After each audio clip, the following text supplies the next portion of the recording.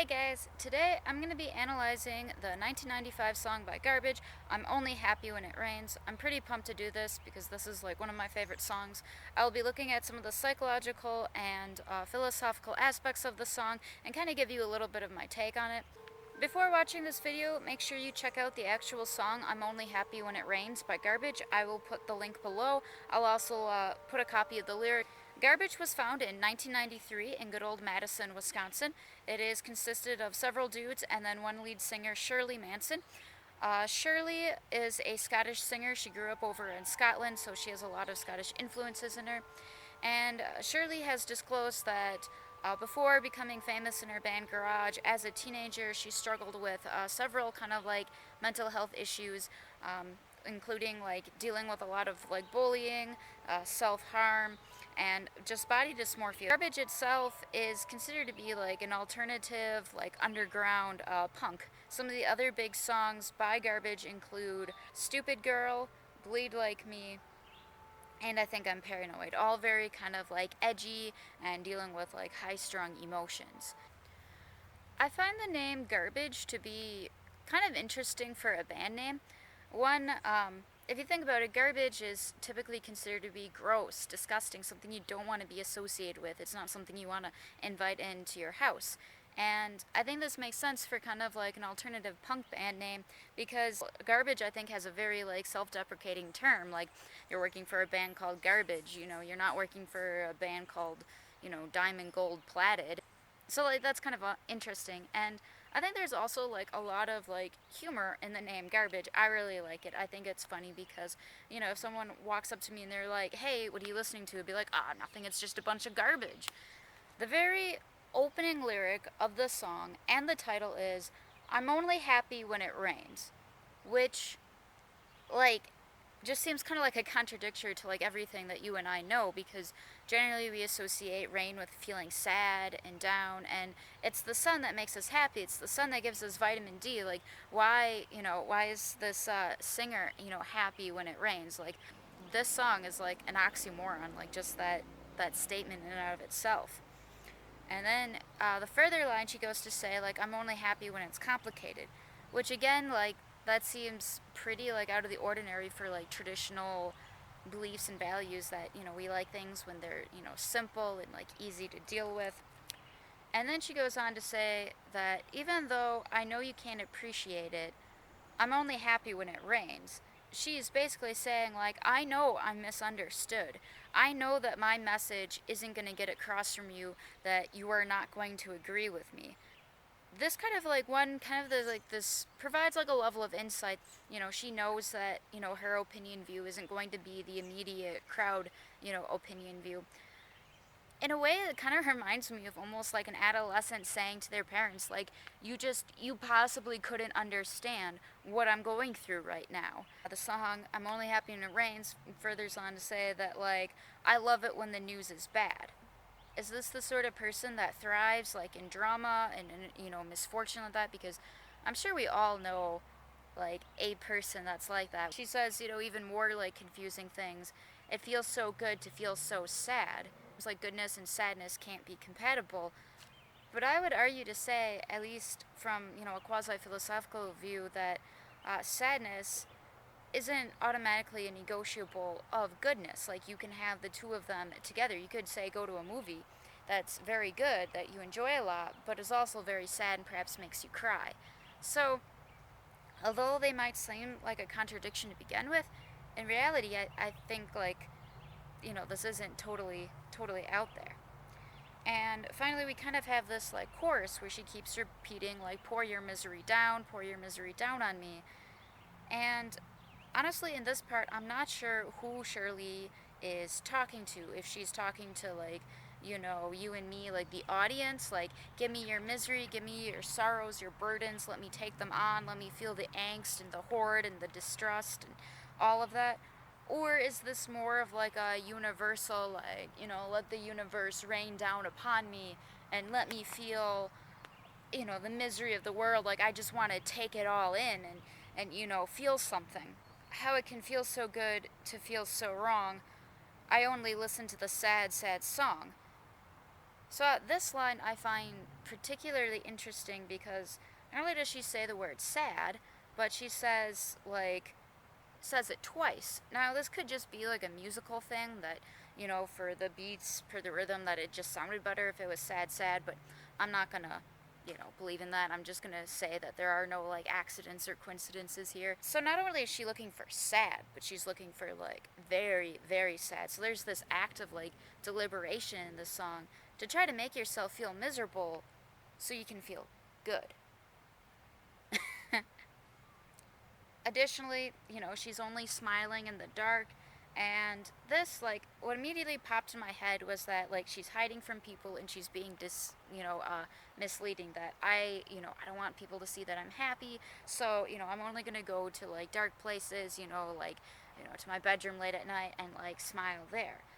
But then I thought about it a little bit more and I thought, well, maybe she means like, she legitimately does not feel like smiling throughout, the day in the light, but it's like the sad things, the hard things, the emotional, difficult things that make her smile. Perhaps it's going to that movie and seeing, like, the dog die in the movie theater, and that actually is like what brings her some joy, is because feeling this sense of emotion.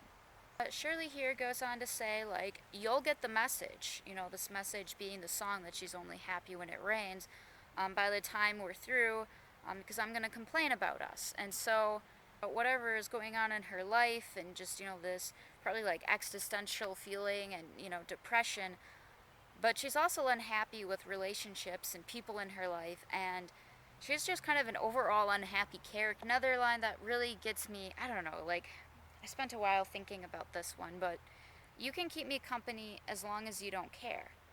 And that's a very like self-defeating, kind of self-loathing thing that I think if someone who is trying to like push people out of their way and make all of these boundaries and walls, that it would make sense for them to say like, well, you can come with and hang out with me, like I don't care, this act of indifference. But in reality, like, humans, we have a crave and a desire and a um, love inside of us to be with other humans and to be social, and we want people to be with us, even if you don't necessarily know it as, a punk kid out on the street. She talks about her newest obsession here and how it is a depression. She's stuck on it. And I'm riding high upon a deep depression. And that's probably, out of this entire song, it's what, like a 3-minute song, 4-minute song? That's probably the line that gets me the most every time that I listen to it. Is just the way she says it, even. Like, she sings it with such confidence and ease. Like, this is, like she's fully accepting what's going on here. And again, like, this seems like a complete oxymoron. Like, if you ask really anyone who is struggling with clinical depression, hey, like, do you like this? Are you enjoying it? Their answer is going to be no. Like, people don't enjoy feeling sad or upset or depressed or suicidal or any of that. Like, those feelings are not good. So how could she be riding high upon it? Maybe there is a lot of truth in what Shirley says, and you can ride up high upon a deep depression. So moving on, I'm going to talk a little bit about kind of my thoughts and analysis, kind of looking at like the big picture of the song. So first is this band, Garbage, 90s O's, kind of the alternative underground punk. What a name, right? They are campaigning towards kind of the like troubled youth crowd, is what I'm guessing here. Is there's this common theme of feeling misunderstood and feeling like an outsider and dealing with all of these deep, troubling emotions that are just super overwhelming.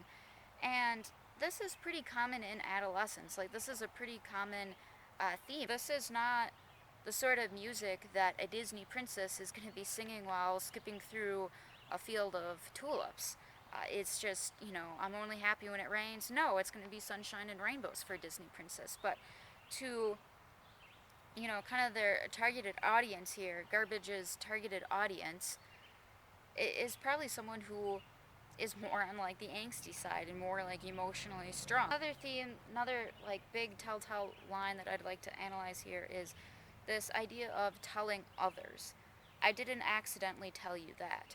She's reaching out and she's pulling away. Reaching out and pulling away. Fourth thought is looking at resistance to treatment and kind of like enjoying mental illness and dealing with bad mental health and enjoying the process, or finding some sort of like normalcy into it. Normalcy, I think, is a lot better word than like enjoying it, but chronic mental illness, especially if it's been going on for months, years, the person's life kind of like starts to, revolve around it in some way, and it becomes a major, major influence in what they do and how they view themselves, and they can even like incorporate like I am my depression and take that on as a part of their being. Changing your mind, like where you are mentally and how you think and how things process, like that's a whole nother beast. Feeling like yourself is super, super important. And with that being said, I think that maybe that's what this song is about. Particularly the line on riding high upon a deep depression. Another kind of like theory that I have is that, feeling crappy is better than feeling nothing at all. And so when the brain is super overwhelmed and is, very, very depressed, even like clinically, we can see that, parts of the brain kind of like shut down when going through a depressive episode, that emotions can be really, really hard to deal with. And this is actually quite common. It's a core symptom of depression, is just, an inability to feel emotions, and whether that be happy or sad or anger, and just kind of feeling blah, feeling very numb. And eventually, like, a person can kind of get to the point of having like anohenia, which is kind of like the clinical term for inability to experience pleasure, which is incredibly difficult to imagine, where the things that you used to enjoy, the hobbies, the food, people, all of that, like, if you don't enjoy it, if you don't get any sense of reward, if no little dopamine is going off in your head while doing those, it kind of loses the incentive to do that, lose the incentive to take care of yourself. You can even lose the incentive to live. So it is a pretty like serious and pretty terrible state. One explanation that I have for this song to try to make sense of it is that really this song's about anohenia.